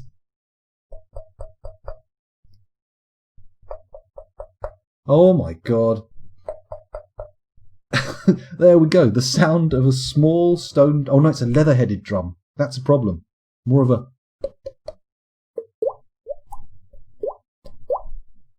I don't know. I find it difficult. The drums are hard. The drums are very difficult to make sounds for. Let's move on. But we will buy. We will purchase. We've got a load of golasts. I don't think we need another one, but let's remind ourselves of what it is. This is a finely crafted stoneware golast. It is decorated with giant bat tooth. The yoke is made from copper. The sound chest is made from stoneware. The strings are made from cave spider silk. The golast is a large, handheld, silk-stringed instrument with a metal yoke and a ceramic body. The strings are suspended from the yoke down to the body, and the musician plucks the 47 main strings. 8 drone strings are occasionally plucked. Okay, that didn't sound great, did it? The 47 main strings. 8 drone strings are occasionally plucked. Tuning is accomplished by pegs. The instrument has a 5-octave range, going from a low to a very high pitch. At all pitches, the instrument has a choppy, steady timbre. It has 3 registers. The low register has a strong, vibrating, piercing timbre. So, choppy, strong, vibrating, and piercing. With a 47-stringed instrument with 8 drone strings. Oh my God. Well, mimicking the sound of the drone strings immediately using just my voice is impossible. I don't think we can manage that. But maybe we could do something with the pitch shifter. Let's have a little peek over here into my musical box of delights. I mean, it would be more accurately described as a panel of delights, but whatever. I'm going to set it to dry. I'm going to turn it on. Hopefully that's not going to affect my voice too much.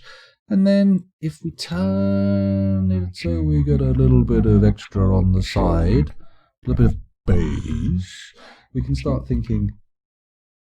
Boom, boom, boom, boom, boom, boom, boom, boom, boom, boom, boom, boom, boom, boom, boom, boom, boom, boom, boom, boom. That's okay. I can just about stomach that. And then we need to look at the middle register. The middle register begins at mid-low pitch and has a wobbling, vibrating, fragile timbre. Okay, maybe I put too much wobble and vibrate onto the last one. Let's try mid-low. I'm going to turn the pitch of the drone down, up rather, and we're going to see how that works. So it's got to be wobbling, vibrating, and fragile, but also choppy. So we need layers here. It's got a wobble. It's got a vibrate.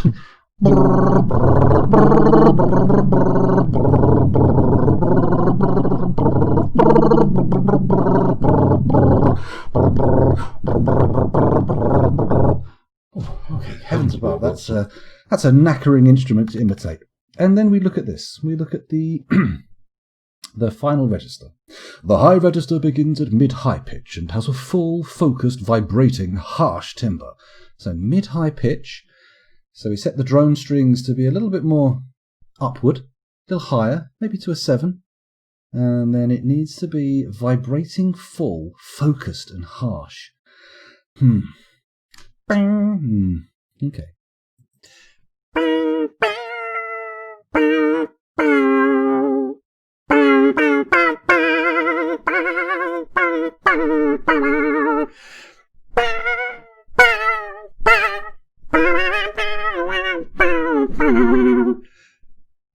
Don't know why I went for Wagner, but I did. That's what I did. Bit of Wagner just to finish off the stoneware Golast. We'll buy it. It sounds fantastic.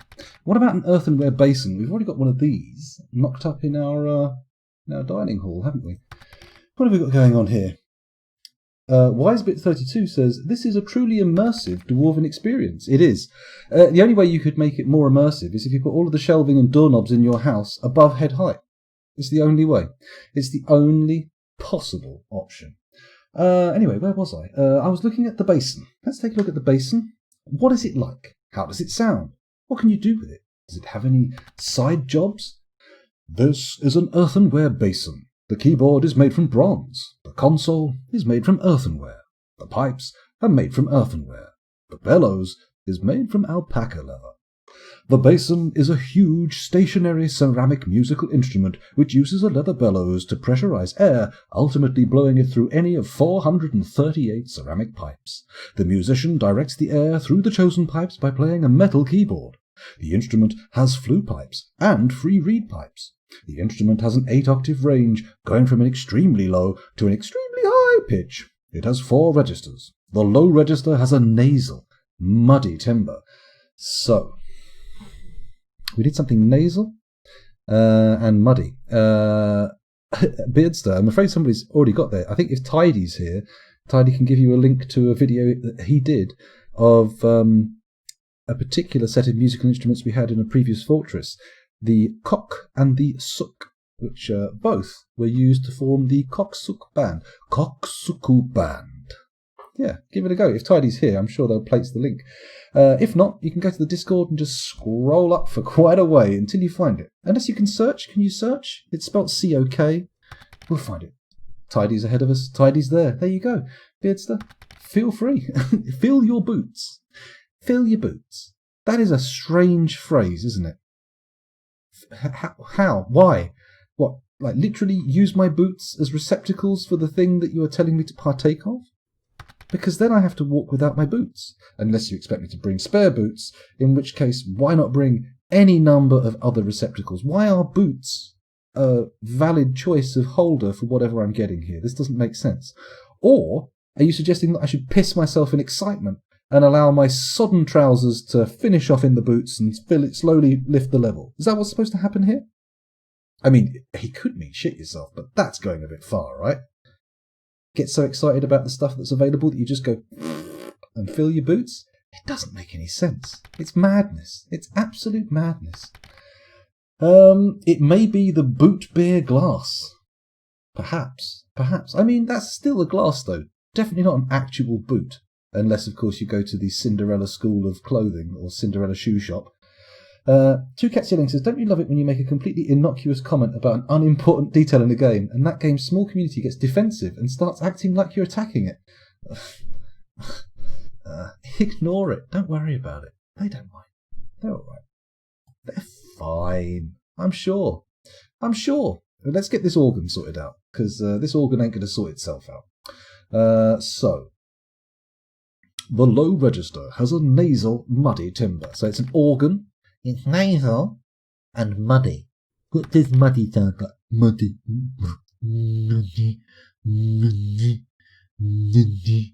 Yeah, that's like a slow sound, like it's a foot stuck in mud being pulled out. Muddy.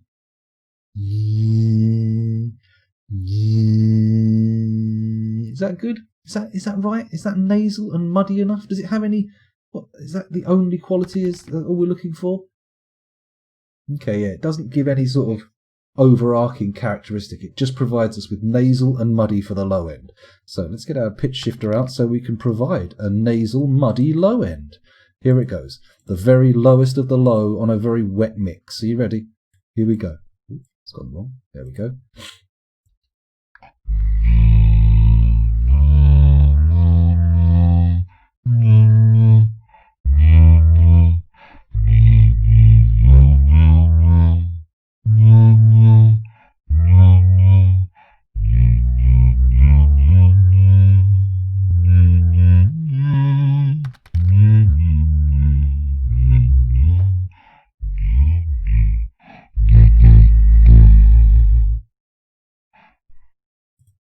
That one felt good, but it also felt quite wrong. So we'll move on swiftly to the next register. The low register, here we go. The middle register begins at low pitch and has a smooth, wispy timbre. So it's smooth, but wispy. How does smooth and wispy work? We've got smooth, smooth, smooth, but wispy. And it's got to be, low, but not as low as it was before. I'll halve the lowness. What have we got? What kind of music what musical piece could I use for this particular register of the instrument? What have we got? What's a nice smooth piece of music? Smooth and wispy. Here we go. There we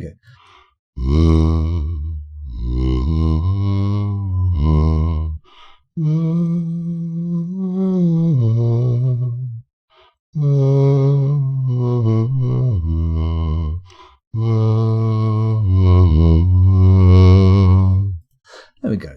The overture from Dances with Wolves. Apropos of nothing. Let's move on to the next register. What have we got here? The high register begins at middle pitch and has a full, strained, fluid timbre. So it's high-pitched, full, strained, and fluid. So if we go to +6, it needs to be full, strained, and fluid organ. Here we go. Strained organ. Full, strained organ. Excuse me. It's got to get out of my system. Full and strained.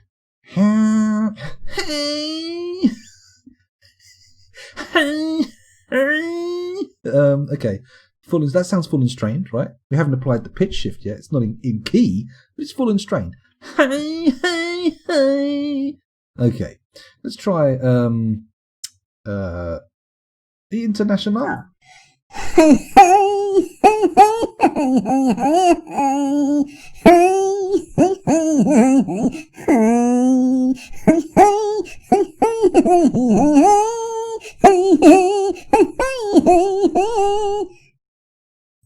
That one felt bad. That one didn't really work for me. But we'll have to move on. The top register begins at mid-high pitch and has a liquid, rich timbre. Liquid and rich, that sounds amazing, but it also doesn't sound high-pitched. Let's go for the fullest increase of my possible pitches. Could go for a harmony. What's +10, 11, 7th harmony? Okay, we'll give this a crack and see how it works out. I'll look at chat in a minute. So, top register, mid-high pitch, liquid and rich. Liquid and rich. Okay, I'm going to give it a go. Here we go. I'm going to attempt. What's that one? See if you can recognise it. You probably won't.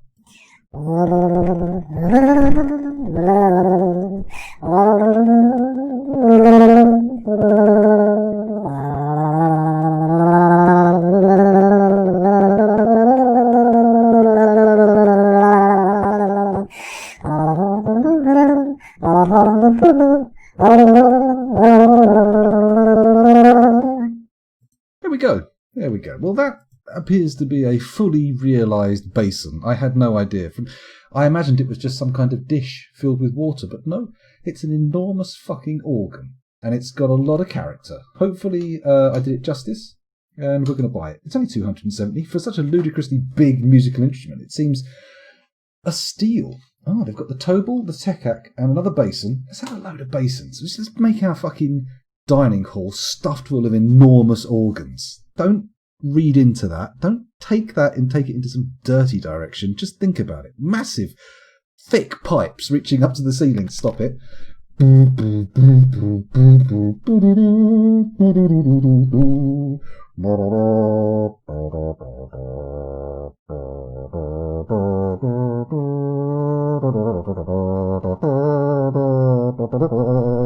It's beautiful. It's a vision. I love it. Anyway, let me check chat. I appear to have lost my mind. I feel like I've transported to Munchkin Land in The Wizard of Oz. Who let the imp out? Oh, I see. That was the high-pitched... Oh, hang on. Have I not turned off my pitch shifter? Yeah, I have. The pitch shifter's turned off. It's fine. I just came into the stream, says Alceres, to hear Foamy the Squirrelfish. Oh, Foamy the Squirrelfish. That's an interesting name. Is that a band name or is that a performer? Is that an individual? Is that somebody? What does a foamy squirrelfish look like? It's not a foamy squirrelfish. It's Foamy the Squirrelfish.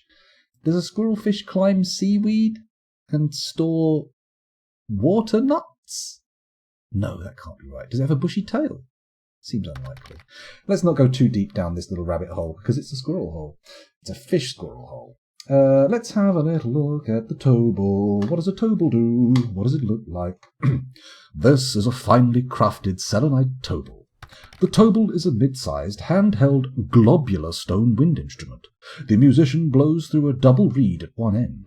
The musician selects the pitch by stopping holes. The instrument has a 4-octave range going from a very low to a mid-high pitch. At all pitches, the instrument has a steady, mellow timbre. It has 2 registers. The low register has a clear, full, flat timbre. So, clear, full, and flat, yet steady and mellow. Okay. Well, as it's a globular wind instrument, I think it's like a huge, fat ocarina, like a goldfish bowl that you blow across like a bottle. Hoot, hoot. I think we've discussed this before. I think my imagery has remained fairly consistent here. Hoot, hoot, hoot,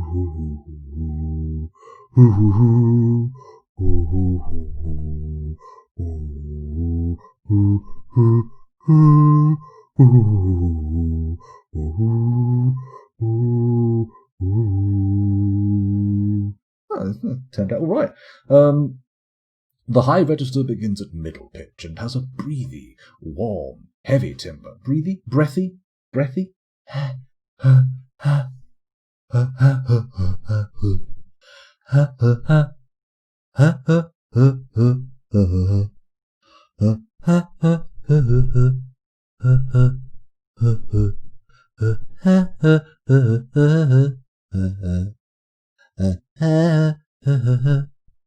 Okay, I just looked at myself in the camera. What a mistake.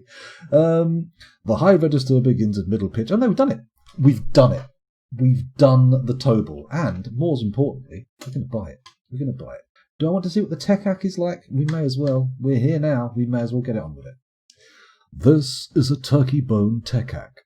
The frame is made from turkey bone. The body is made from stoneware. The strings are made from cave spider silk. This object menaces with spikes of finely crafted naked moldog bone. The tekak is a large handheld silk-stringed instrument with a bone frame and a ceramic body. The strings are suspended from the frame down to the body, and the musician plucks the 53 strings. Tuning is accomplished by pegs. The instrument has a 4.5-octave range, going from a low to a high pitch. At all pitches, the instrument has a flat timbre. It has 3 registers. Excuse me. The low register has a reedy, warm, heavy timbre. So reedy. Reedy and warm, heavy. But it's a plucked instrument. Don't get sucked into this pipe organ nonsense, scoundrel. This is a plucked instrument, so it's got to go bung bung bung bung bung bung bung bung bung bung.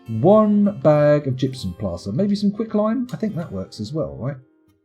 Quicklime, and don't they use quicklime to dispose of bodies, though? Is that really something you want to slop on someone's arm when it's wet? I feel like there's all sorts of problems. It's just kissing cousin to concrete, right? And I'm pretty sure that if you just lay down in wet concrete, it's going to give you a bad time. It's very alkaline. I'm pretty sure it will start dissolving your skin. Let's just buy it anyway. Fuck it. It's an experiment. We'll see what happens. Someone will be lying in hospital, his family will be gathered around going, please, is there anything you can do about this broken arm, broken leg, whatever? Could you please fix it? How do we sort this out? Well, I've got an experimental procedure. I'm just going to upend this bucket of caustic material all over them and see if it kills them. It's very much a kill or cure scenario. Kill or cure? Kill or cure. Maybe we could just hold them over some smoke and cure them that way. Oh, I'm on fire tonight. No, I'm not. I'm engaging in a shameful barrage of terrible jokes. I'm lucky if nobody dies from these jokes. I could end up in court telling this kind of material. Steel anvil, iron anvil, look at me. Material. I mean, that in itself is a fucking flagrant ignoring of any kind of advertising standards. Let's buy this prepared jaguar spleen, and these ibex brains, and this prepared snakehead venom. Venom? No, it wasn't venom. Whatever. Helmet snake steak. Something like that. Do I need backpacks and trousers? I don't. Or any of the thread. But, nonetheless, can't be bothered to go back and unselect it, so I'm going to buy it all anyway. Menacing steel spike? That's a bit of an expensive way to acquire some steel, isn't it? Am I going to buy the cheese? I was complaining about our cheese surplus earlier, but you know what? They haven't brought that much cheese. Let's buy it anyway. It'll be great. It keeps. It keeps. That's the point of cheese, right? To preserve milk, I think. Do we want to buy splints as well? You know what? I should just get whatever I feel like, because we've got a lot of money knocking around here, he says, not having checked. If it's all mugs, we're actually a bit fucked, because the green glass discs, they were the real trade powerhouse. Excuse me. Okay. We'll check it out later. Let's keep going. They've got some books with them. The Mysteries of the Fort. We've read that. Boring.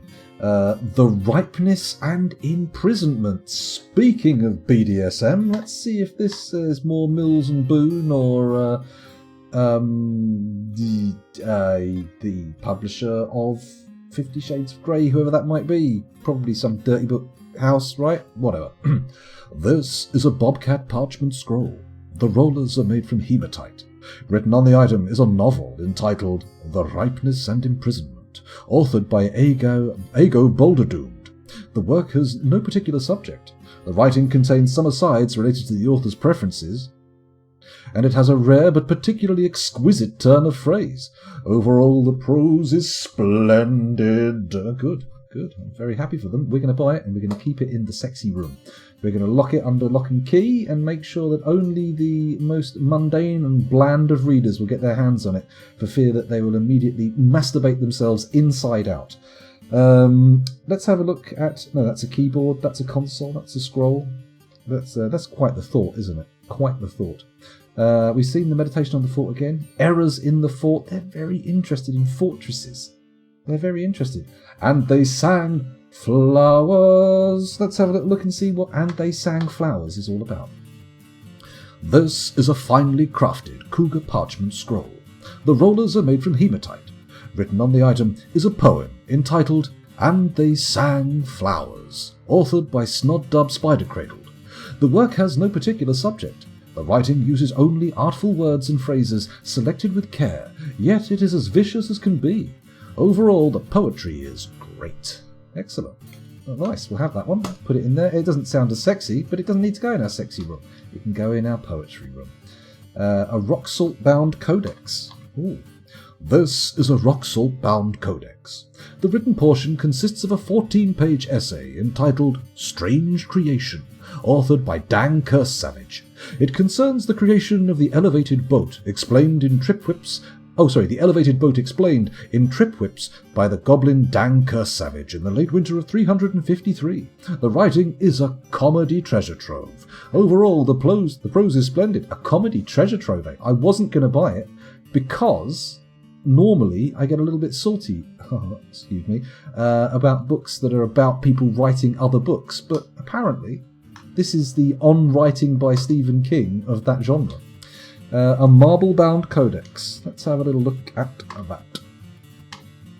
This is a marble-bound codex. The written portion consists of a one-page essay entitled Elements of the Dwarves, authored by Dang Kersavage. It concerns the sermon of the goblin Dang Kersavage at Treaty Calms in the early spring of 224, setting the doctrines of harvesting against the lyrical doctrines. The writing contains a deft use throughout of what might be considered immature material.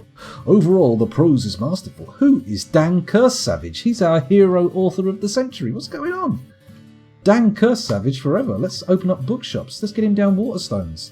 And now it's all parchment sheets. Maybe we could get Dang Kersavage to visit the fortress. Then again, maybe he's dead. He might have been around for a while and popped his clogs. Although it'd be nice. Maybe get him to go to the school with the one child we have in the fortress. It could be like that time Michael Rosen visited my primary school. That would be cool, wouldn't it? Right, so let's sell some mugs, shall we? Let's sell some mugs and see if we can meet their 16,000 trade credit deficit. That'd be nice, wouldn't it? I could just sell the whole bins, couldn't I? But I'm a cheapskate. The bins aren't adding a huge amount of value, so let's just bang them in binless. They can walk away with it. They've got wagons. They don't need bins. They'll be fine. We're still looking for 10 grand, but look at this. We've found the serrated green glass disc bin, and oh wow, we're giving them 9 grand profit. That's unnecessary. Let's call it 4.5, something like that. That'll be good, won't it? 16,000. That's a good. Actually, I fancy making a cup of tea now, Bahamut Tone. Now, seeing you say that, and also, as predicted earlier on in the stream, I am feeling a mighty need to urinate. Maybe I should take a little break. Ravelin says, Twitch didn't notify me. Time to send a strongly worded letter. Yes. Powerful. Hench. Muscular. Other words were strong. That's a terrible joke. I should have thought it through before I did it, but never mind. 160,000? Question mark?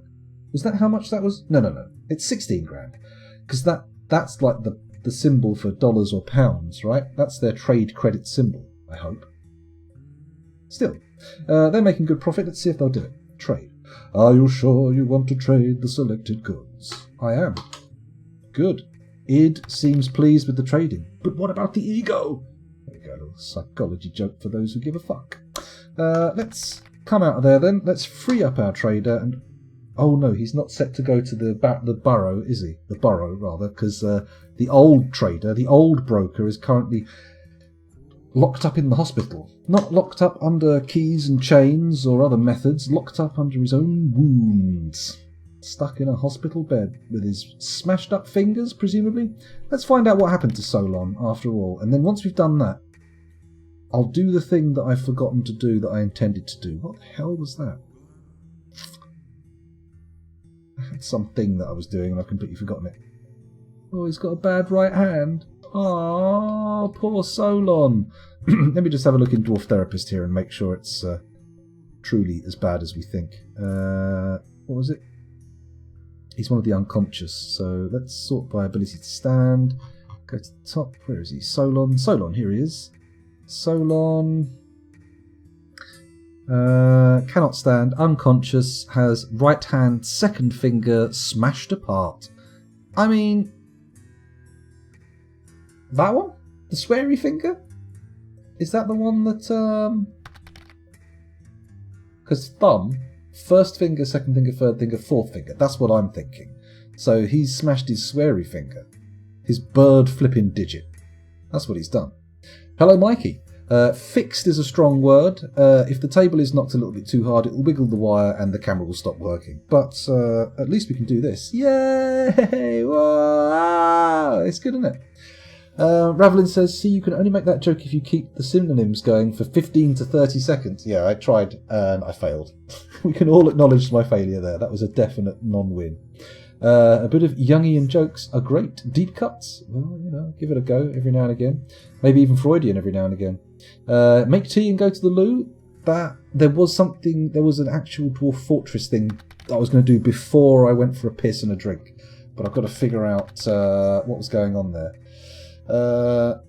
I did pick up CK3. I did. I've picked up Crusader Kings 3, and I'm going to play it with Chunky Nut, and he's going to try and teach me. Whether or not we stream that is it's in Chunky's court, but maybe do that while the kids are at school tomorrow. It's a possibility. I don't know if I've got anything I'm supposed to be doing, but I'm probably going to end up playing Red Dead if I don't do that, because I'm going to attempt to be doing a lot more daytime streaming in the upcoming. Now the kids have gone back to school, I can just sort of sit down and do it without fear of being interrupted. So we'll see what happens. Twitch had some kind of fit on me. It kept failing to play. I keep getting Twitch. I was watching Blind earlier, and it kept his voice kept going all robotic, like brr, brr, like he was like an underwater robot, but obviously not from him. If you see what I mean, because it happens on lots of different channels. Very annoying. Very annoying. Id, ego, etc. You're quite right. Those are psychoterms. Psychoterms? Psychogeographical terms about the mind. Keep going. I've loaded CK3 up. To be honest, I tell you what, let me just remember this and then I'll do a quick chit-chat about games, because there was something I was supposed to be doing that was a time issue. Was I making something? If I see the flaws, I might be reminded. Digging that out, whatever, that's great. Coming up, was there something in here that I'm meant to do? Guildhall. They asked for a Guildhall. Can chat remember that? Because I'm going to take the break. I'm going to do a little chit chat about what I was doing the other day, and then I'll take a break and I'll come back, and if someone could remind me that I'm supposed to be doing a Stoneworkers Guildhall, that would be very handy. But I signed up for the Xbox Live Ultimate Game thing, where they let you use the 100 or so games that they've got, and I got the pound deal again. I got the £1 for the Ultimate version, which apparently in September the 15th will let me try streaming from my PC to my phone with it, but I could already do that with Steam, so I'm not that excited. But, excuse me. I was playing a bit Resident Evil 7 with Kel, and it's well worth it. If you haven't played it yet, and you see it for a little bit of a knockdown price, it's pretty good. It's pretty fun. It's spooky and silly, and I've just got through to this sort of Texas Chainsaw Massacre-esque moment in it that really tickled my fancy.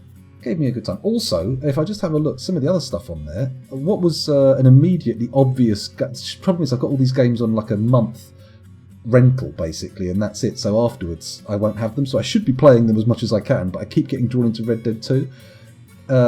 What did I get? Let's have a look. Frostpunk looks pretty good.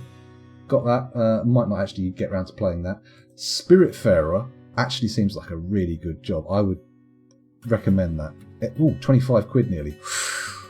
Okay, it's a 15 to 20 pounder in my mind, but your mileage may vary. If you've got a bit of cash to splash, go for it. I think it looks like a fun game. I was enjoying what I've played of it. Also, Crusader Kings. What was the other thing? Oh, Tell Me Why. Haven't watched that yet. I got that to play with Kel as well, but we'll see how it goes. Also, of course, Sea of Thieves, but I've always got that on the old Xbox Live thing because I got it for my birthday last year. Hey! My 39-year-old self got a pirate game. Woohoo! Okay. Where was I? That was everything I needed to talk about. So, we're going to have a little break. I'm going to pause the Simon Swerver. Those of you who are new to the channel will probably be unaware, but we have a little break ritual. We go back to the home screen. Fucking hell. Okay, I really need to work on the volume that those play at, because I very nearly did my piss right there. That was pretty fucking loud. Holy shit. Ultimate game thing, where do I give money to get that? If you've got... I wish I had some kind of reference thing. If you go to the Xbox Live... What's it called? Let me look up the name of it. Game Pass. Google Xbox Game Pass £1 deal. But I don't know, whichever country you're in, go for $1, one whatever. Have a look, because they're doing for £1 a month of it. And previously, I had a deal where I got the lower tier one, and they gave me 2 months for £1 each, which was pretty good. It's £5-ish, £4-5 once you're offered the deal, which isn't outrageous, but I don't want to get caught in a subscription contract, so I probably won't be re-upping. But it's worth a little splash. It's worth a little look. You get a lot of good games in it. One of the other things that really annoys me about it is they put the games in folders in your hard drive that you can't actually look into and use, which I understand why they do it, but no, you're not putting they're not putting folders on my hard drive that I can't look in. You know, if you're going to do that, at least have the decency to try and hide it from me through some kind of virus method, right? Don't fucking go,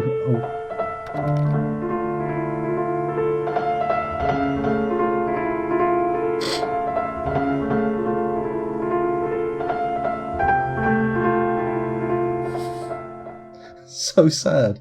So sad. So chill, but loud. loud. I'm mildly tempted by Flight Sim. If I didn't have such an embarrassment of riches set before me already, and so little time with which to actually check them out, maybe I would. Then again, if I start doing more daytime streams, maybe it makes sense to start just picking up the odd random game here and there and having a little tickle with it, because you never know what you might find. You never know what you might find, and I have been seeing a lot of people doing the old Xbox Live one. That's been good. Right, let's have a quick look down here. I've not really dabbled too deeply in Frostpunk Ravelin. I've given it a few, like a one attempt, very, very briefly, just looked at the tutorial and thought, oh, this looks interesting. So I haven't really given it my full attention, but it's going to get it. It's going to get it. Anyway, I will be back in about 5 or 10 minutes, probably not even that, with a hot drink and an empty bladder. Hopefully not the reverse. Hopefully not causally related as well. Thank you for watching. It's been a genuine pleasure up until now, and hopefully it will continue to be so after the fact. But I'm going to leave you with a little bit of music from my good friend Sinister Elements, and hopefully, if you enjoy it, you'll hassle him to make more on SoundCloud. Please bear with me while I set it up, and I'll be back shortly. Thanks for watching. Sorry to leave you in the lurch for such a brief moment of time. Bye.